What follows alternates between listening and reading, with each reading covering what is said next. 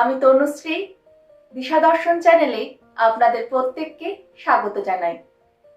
জীবনে চলার পথে অনেক সময় আমরা অন্যদেরকে নিজেদের থেকেও বেশি যত্ন করি, খেয়াল রাখি, তাদের ভালোবাসি, কিন্তু তাদের দিক থেকে সেইভাবে কোনো সম্মান পাই না।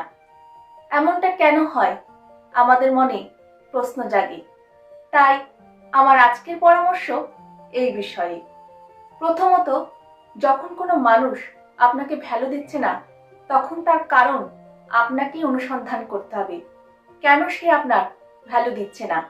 অনেক সময় আমাদের আদব কায়দা বা আমাদের কথা বলার ধরন বা আমাদের কোনো স্বভাবের কারণে লোকে আমাদের সেইভাবে ভ্যালু দেয় না। সেক্ষেত্রে নিজেকে পরিবর্তন করতে হবে, আর নিজের মধ্যে কোনো মাইনাস পয়েন্ট থাকলে সেটিকেও ঠিক করতে হবে।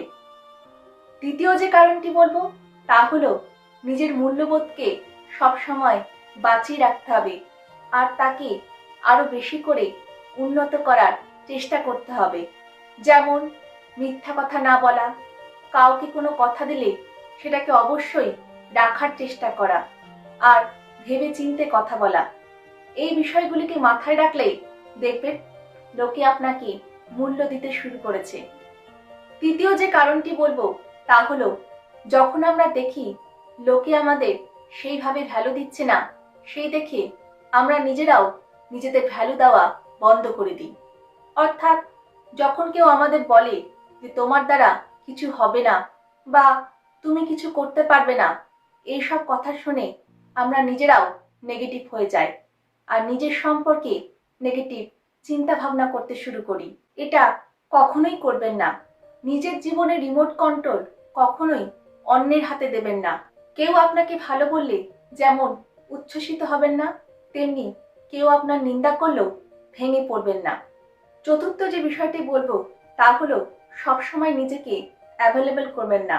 অর্থাৎ কেউ কিছু বললে সেটাকে সঙ্গে সঙ্গে করা বা সবার মন রেখে চলা বা নিজের থেকেও অন্যকে বেশি ভ্যালু দেওয়া বন্ধ করুন। কারণ যখনই আপনি অন্যের জন্য নিজেকে সবসময় অ্যাভেলেবল রাখবেন, তখন সে আপনার গুরুত্ব দেওয়া বন্ধ করে দিবে এবং আপনাকে সস্তা মনে করবে। কেউ যদি আপনাকে বিপদে পড়ে ডাকে, সেক্ষেত্রে অবশ্যই সেখানে তৎপরতার সঙ্গে যান। কিন্তু কেউ যদি আপনাকে ব্যবহার করার জন্য ডাকে, সেক্ষেত্রে তাকে বলুন দেখছি, ভাবছি বা এখন একটু ব্যস্ত আছি, এই সমস্ত বলে তাকে এড়িয়ে চলার চেষ্টা করুন। কারণ মানুষ সমুদ্রের জলও পান করে ফেলতো যদি না সেটা লবণাক্ত হতো। পঞ্চমত যে কারণটি বলবো তা হলো অনেক সময় আমরা সম্পর্ক রক্ষার খাতিরে অন্যায় না করেও অন্যের কাছে বারবার নত হই, আর সে আমাদের এই নত হওয়াকে আমাদের ভদ্রতা না ভেবে আমাদের দুর্বলতা ভেবে বসে আর আমাদের সস্তা মনে করে। কাউকে এতটাও বেশি গুরুত্ব দেবেন না যে সে আপনার মুখের হাসিটাই কেড়ে নেয়।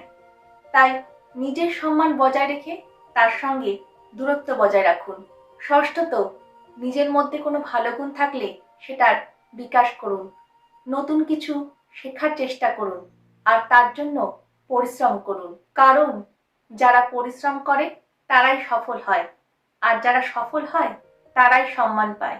আশা করি আজকের ভিডিওটি আপনাদের কাজে লাগবে। জীবনে চলার পথে আপনি বুঝতে পারবেন কিভাবে নিজের সম্মান বজায় রেখে চলতে হবে।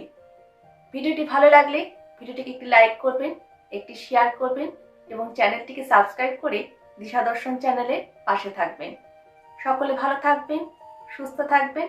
দেখা হবে নেক্সট ভিডিওতে। নমস্কার।